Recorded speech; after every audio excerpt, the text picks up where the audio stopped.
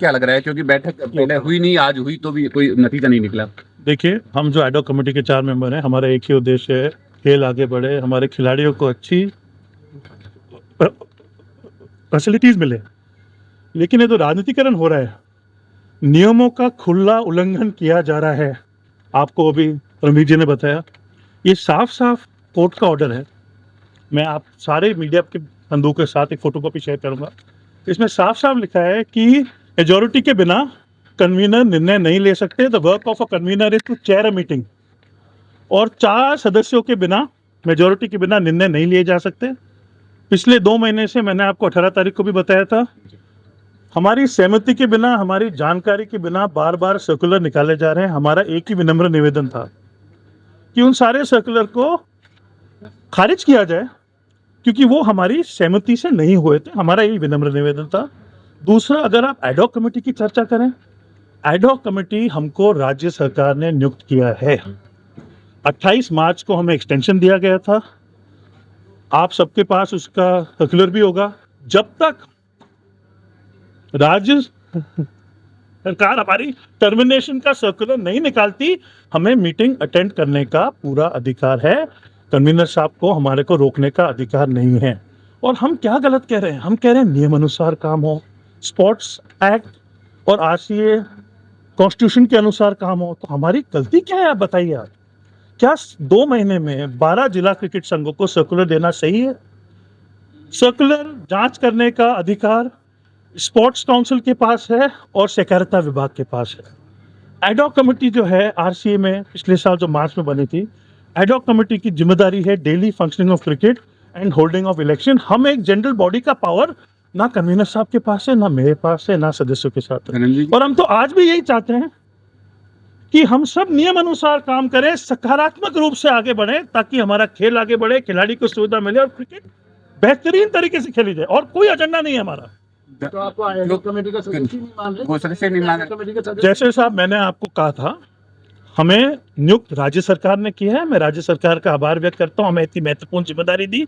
और राज्य सरकार ने हमको 28 मार्च को एक्सटेंशन दिया था, और आज भी हम एडॉक कमेटी के सदस्य हैं। राज्य सरकार को छोड़ के किसी के पास अधिकार नहीं है हमें डिस्क्वालीफाई करने का। कैसे, क्या लगता है अब कैसे ये आरसीए की गाड़ी ट्रैक पे आएगी, क्योंकि ये तो जंग का मैदान हो चुका हम है। तो चाह रहे थे आज सकारात्मकता से बात हो, चर्चा आगे बढ़े, कॉलविन शील्ड की बात हो, हमारे टूर्नामेंट्स की बात हो, क्रिकेट की चर्चा हो, लेकिन दुर्भाग्यपूर्ण है मीटिंग एडजर्न हो गई। और मैं फिर कहता हूँ, हम सारे सदस्यों को नियम और कानून की पालना करके हमें आगे बढ़ना चाहिए, सकारात्मक रूप से आगे बढ़ना चाहिए। खेल को खेल ही रहने देना चाहिए।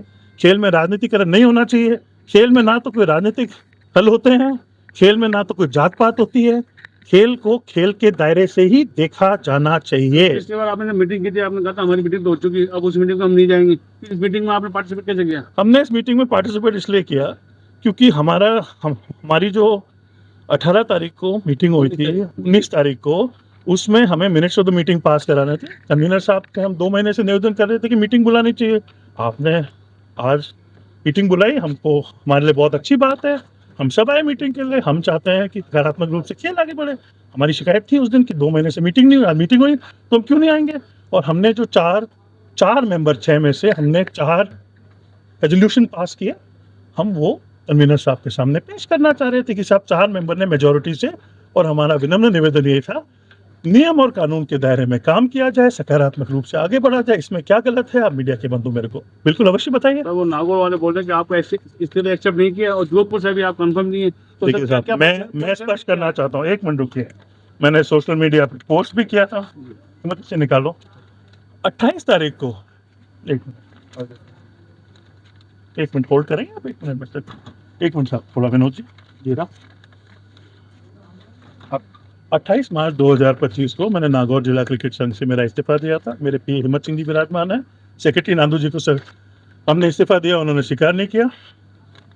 हमने नागौर जिले के खेल अधिकारी को, डीआर को भी इस्तीफा दिया। ये देखिए, ये रही खेल अधिकारी की 28 तारीख की रिसीविंग, और ये रही डीआर की रिसीविंग। अब अगर कोई जिला क्रिकेट संघ के सेक्रेटरी कहते हैं मैं इस्तीफा स्वीकार नहीं करूंगा, ये क्या अफगानिस्तान तालिबान है? मैंने इस्तीफा दे दिया, आप स्वीकार नहीं करें, उसके लिए मेरे पास कोई इलाज नहीं है। डीआर की मेरे पास सर्टिफाइड कॉपी है, और खेल अधिकारी की मेरे पास सर्टिफाइड कॉपी है, दोनों की रिसीविंग है। अब अगर कोई सेक्रेटरी इस्तीफा रिसीव नहीं करे, उससे मैं क्या कर सकता हूँ? इसमें राजनीतिकरण हो रहा है। मेरा जोधपुर का इलेक्शन 100% लीगल था, इट इज नॉट चैलेंजेबल। हर एक डॉक्यूमेंट, हर एक पेपर बिल्कुल लीगल है। हम नियम और कानून के दायरे में चलते हैं, और किसी को ऑब्जेक्शन है तो मैं कहता हूँ आप कोर्ट में चुनो। सर मैं आपको सारी डिटेल दूंगा। मैं बना था 28 तारीख को क्लब का, देखिए इसका भी है अपने पास, नहीं वो मैं कॉपी नहीं लाया हूँ। मैं युगांतर क्लब का मेंबर हूँ। वहाँ के जो सेक्रेटरी साहब हैं मोहन सिंह जी ने मेरे को आमंत्रित किया था, मैंने एक्सेप्ट किया था। काफ़ी टाइम हो गया, मैं सर्कुलर कैरी नहीं कर रहा, आपको डेट भी बता दूंगा। आप आपका मेरे को अवश्य मेल आईडी दीजिए, मेरे पास कुछ छुपाने का है नहीं। मेरा ब्लैक एंड व्हाइट इलेक्शन है। मैं आपको सारे डॉक्यूमेंट्स मैं आपको मेल करने को तैयार हूँ, मीडिया के बंदों को। सर ये बताते हैं जैसे आप कोई जहाँ इस्तीफा देते हैं उसके बीच में 21 दिन का नोटिस जरूर है, तो 21 दिन सर, 21 बिल्कुल 21 दिन का नोटिस था इलेक्शन नियम अनुसार हुआ। मैं तो ये कह रहा हूँ ना, सब किसी को ऑब्जेक्शन है आप कोर्ट में चैलेंज करिए, मेरा इलेक्शन लीगल है। मैं नियम और कानून के दायरे में चलता हूँ, मैं नियम और कानून से दूर हट के काम नहीं करता हूँ। मेरे चुनाव में पूरी तरीके से राजनीतिकरण हो रहा है, और जैसे मैंने कहा राजनीति को खेल से दूर रखना चाहिए। देखिए ये है क्लब के मेंबर, सारे डॉक्यूमेंट पेश करें।